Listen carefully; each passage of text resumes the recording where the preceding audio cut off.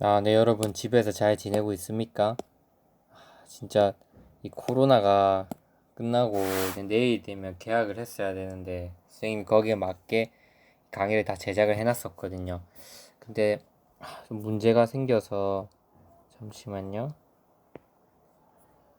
지금 또 개학이 연기가 된 상황이죠, 맞죠, 여러분? 그래도 일단 우리가 시험은 그대로 치러지니까 열심히 힘을 내서 시험 범위라는 게 있으니까 그까지 한번 나가보도록 할게요. 지난 시간에 배운 단원들은 총합해서 우리가 의문론이라고 할 수 있어요. 이 의문론이라고 하는 것의 핵심은 뭐냐면 딱 그겁니다. 다른 거 딱 기억할 필요 없어요. 의문론은 뭐냐? 자음, 모음, 반모 이거에 대해서 명확하게 이해하고 그 다음에 의문, 변동, 뭐 교체, 탈락, 첨가, 축약 있잖아요. 이런 것들에 대해서 배우는 거예요. 생각해보세요, 여러분. 의문론은 뭔가 뜻이 있는 걸 배우는 겁니까? 아니면 소리에 대해서 배우는 겁니까? 소리에 대해서 배우는 거죠. 자음이든 모음이든 반모음, 의문변동 이 모든 것들은 뭔가 우리가 발음하는 것, 즉 의미가 없는 상태 것들을 배우는 거예요, 문법에서. 하지만 그러니까 이런 작은 단위들이 모이게 되면 결국 단위는 좀 더 커져요. 자음 모음이 솔직히 말해서 가장 작은 단위라고 볼 수 있잖아요. 자음 모음보다 모음을 쪼개보세요, 여러분. 쪼갤 수 있습니까? 못 쪼개죠.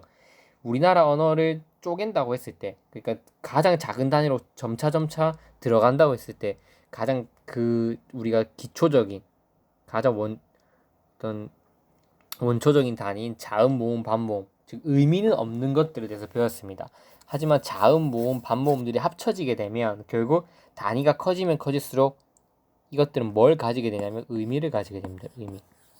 따라서 이번 시간에 배울 건 뭐냐면 우리는 단어에 대해서 배울 거예요. 단어를 배우기 앞서서 형태소라는 걸 먼저 배울 겁니다. 그래서 형태소라는 게 무엇인지, 그다음에 단어라고 하는 건 뭐고, 또 그 단어 첫 번째 시간에 배울 건 뭐냐면 단어가 어떻게 형성되는지,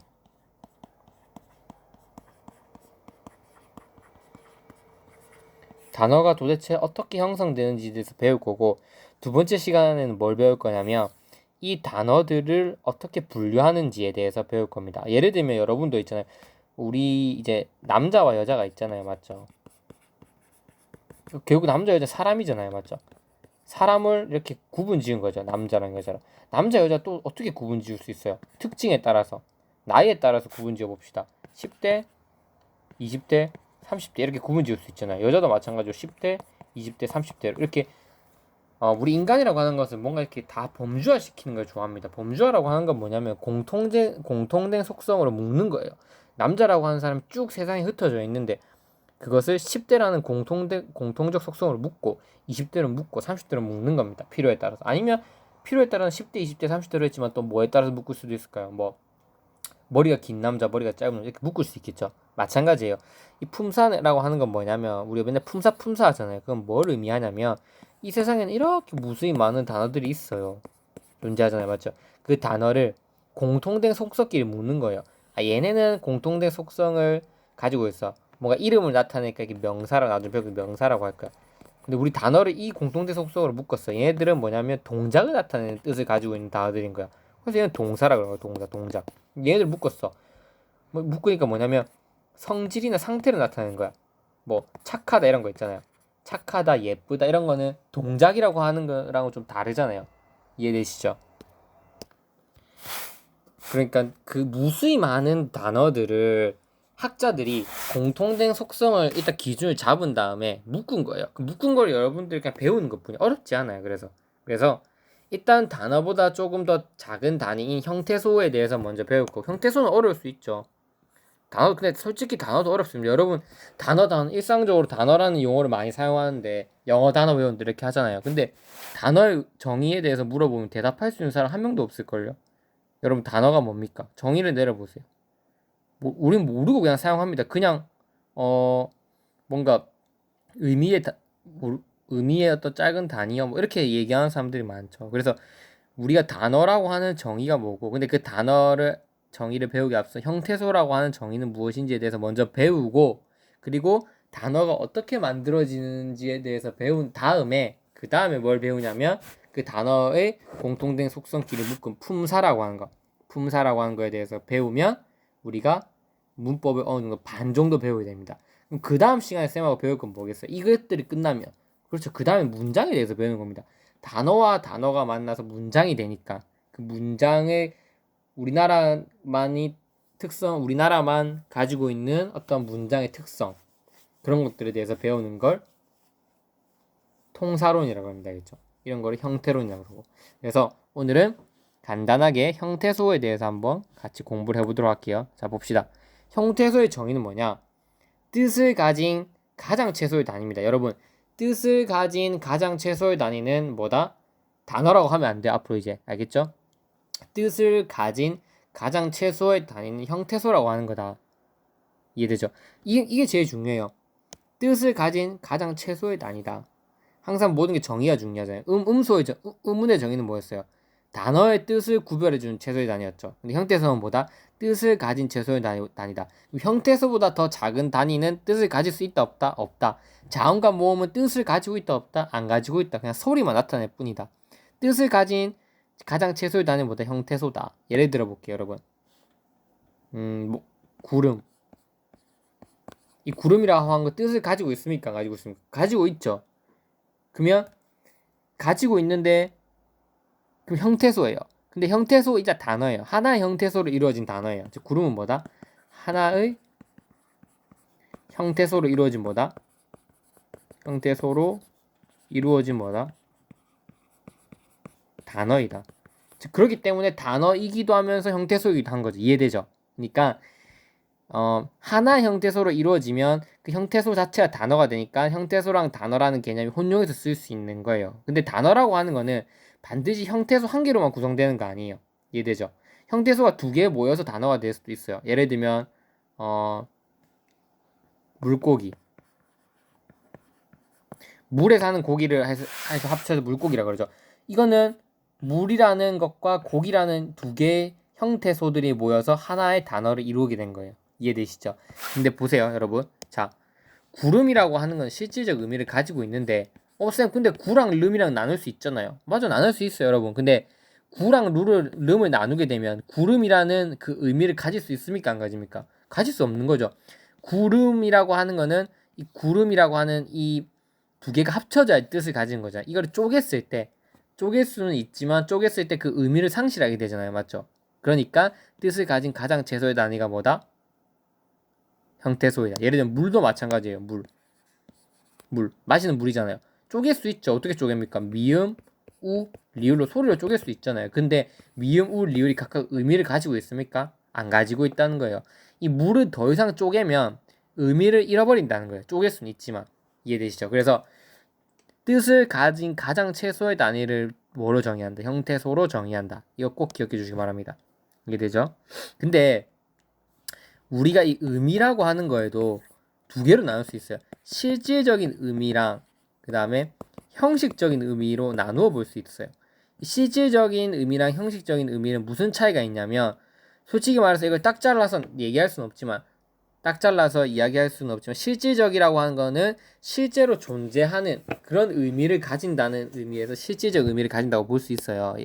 실질적이라고 하는 거는 의미가 본래 존재한다. 그러니까 뭐 예를 들면 뭐 구름이라든지 혹은 물이라고 하든지 혹은 바람이라고 하든지 뭔가 현실 상태에서 실제적으로 존재하는 듯한 것을 실질적 의미라 그럽니다.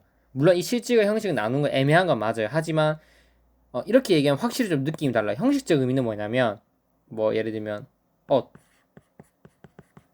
선생님 옷이라고 하는 게 도대체 무슨 의미가 있어요?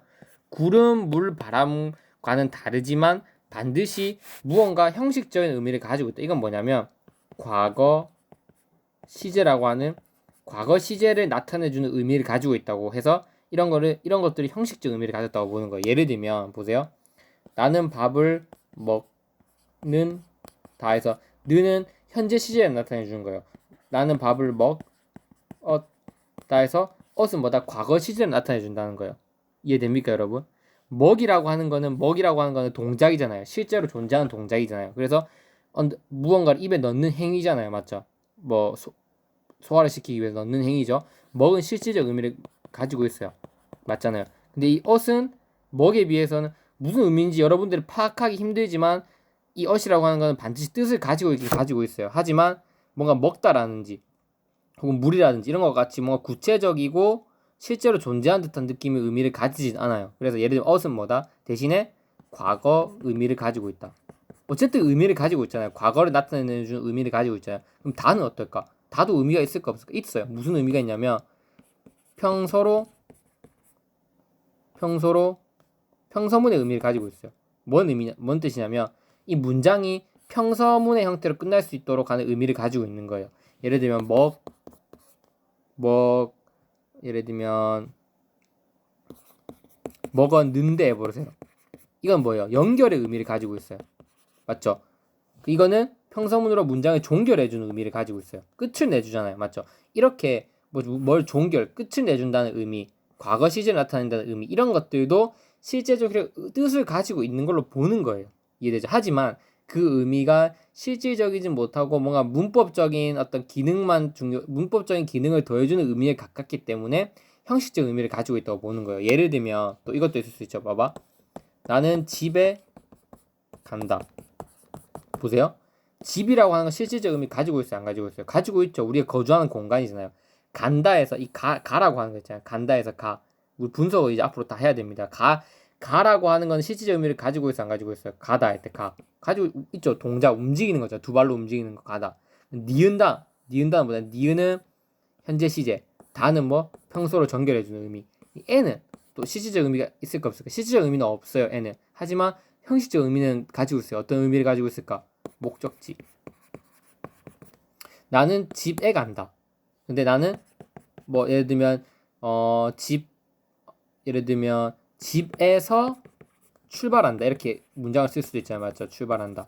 그러면 집하고 에서는 반드시 끊을 수 있어요. 뭔가 분리되잖아요. 그럼 이 에서는 실질적 의미를 가지고 있냐? 안 가지고 있어요. 하지만 형식적 의미를 가지고 있어요. 무슨 의미를 가지고 있냐? 에서는 출발점.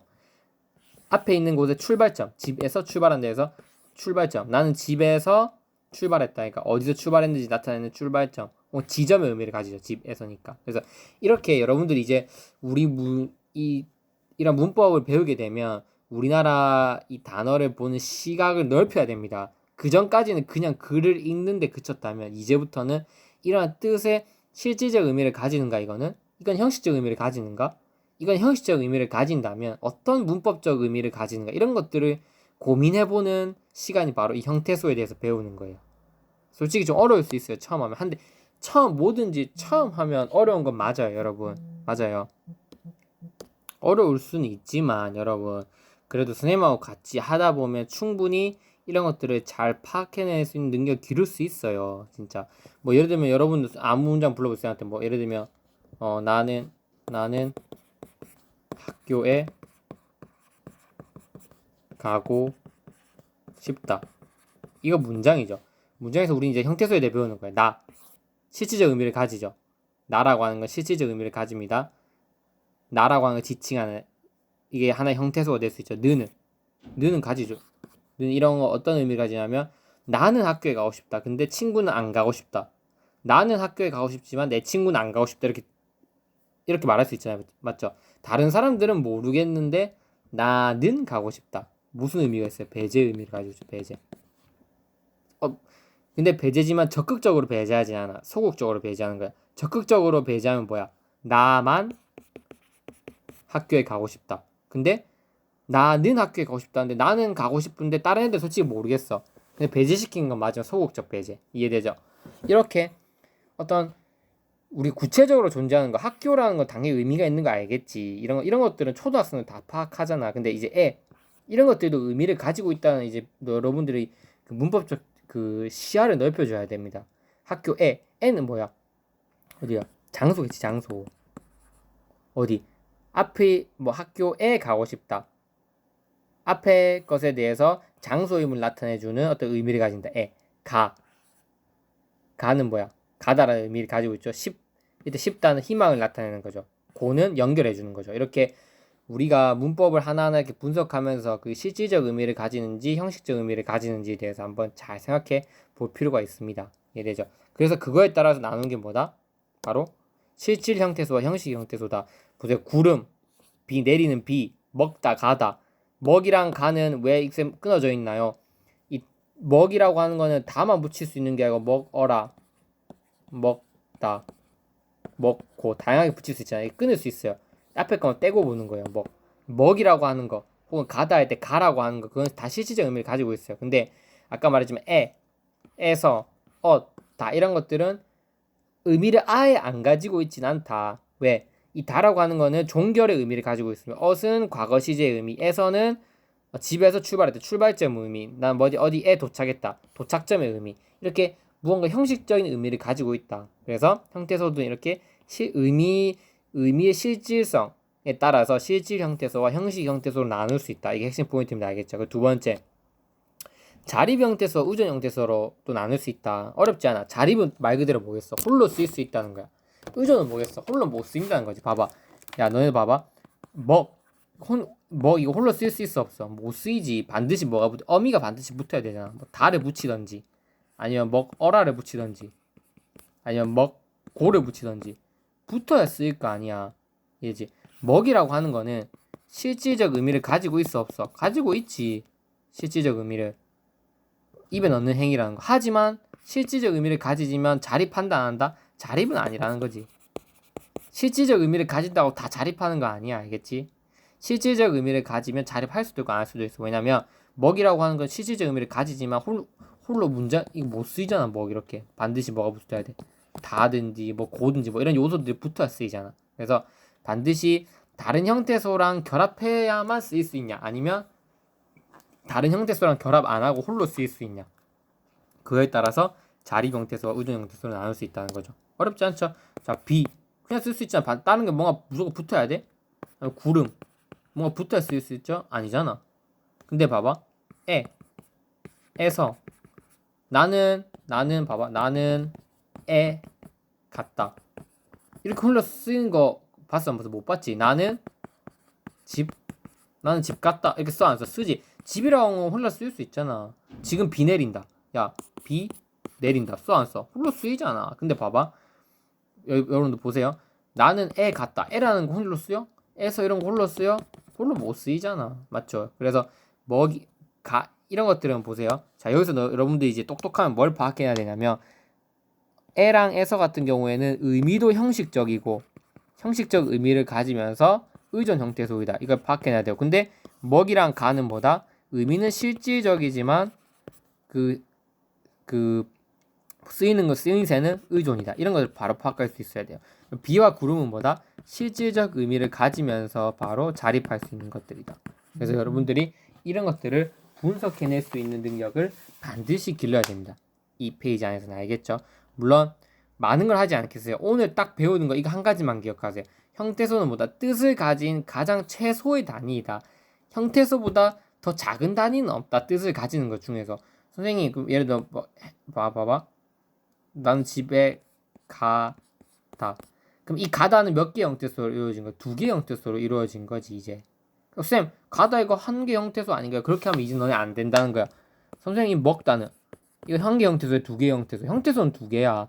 먹이라고 하는 건 실질적 의미를 가지고 있지만 다라고 하는 거는 종결이란 또 형식적 의미를 가지고 있잖아. 그래서 이거는 먹다는 2개로 이루어진 형태소이면서 하나의 단어인 거지. 이해되지? 얘들아, 단어에 대해서는 또 지난 다음 시간에 할 텐데 오늘 꼭 암기해야 될 거, 꼭 이해해야 될 건 뭐다? 형태소란 뜻을 가진 최소의 단위이다. 가를 더 이상 분석할 수 있어 없어? 가는 어디로 움직이다는 의미를 가지고 있잖아. 분석 가능하지. 기읍과 아로 이루어져 있잖아. 근데 기읍과 아를 이렇게 띄워버리면, 기읍과 아를 이렇게 분석 나눠버리면 여기에 무슨 의미가 있고 여기 의미가 담기니? 안 담기잖아. 맞지? 기읍의 무슨 의미와 아의 무슨 의미가 합쳐져서 가라는 의미가 형성된 게 아니잖아. 이해되지? 그래서 이 가라고 하는 데서 더 이상 세분화시킬 수 없어. 그래서 나눌 수 없어. 그렇기 때문에 뜻을 가진 가장 최소의 단위보다 형태소이다.